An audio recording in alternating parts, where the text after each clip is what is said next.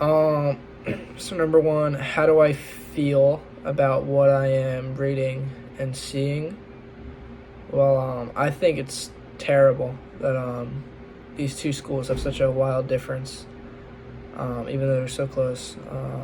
I think it's insane how different like the educational standards are, just 14 minutes apart, and like how much different the resources and materials one school, Cherry Hill, is getting versus Camden. Yeah, I think it's insane. What do I agree or disagree with? Well, I agree that we need to lift up schools that are impoverished and in like bad areas, and we need to create better programs, and they need more educational funding for these programs. And I don't really disagree with too much. What can I identify with this situation?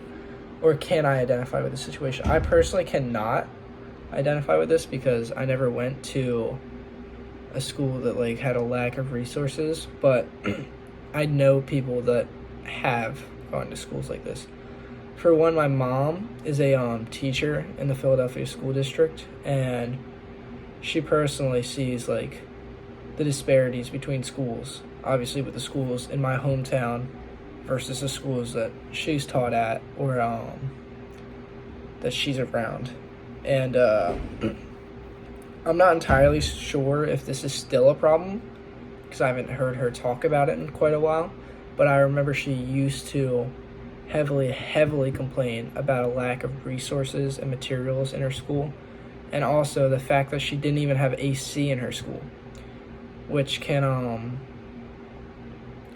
obviously like not having AC and not having enough money for books and materials and worksheets and stuff like that can contribute to a bad learning environment and just doesn't help kids learn. It doesn't create a good environment for these kids, and that can lead to a decrease in like graduation rates and success rates and grades in total. What's the best way to evaluate what you read or see?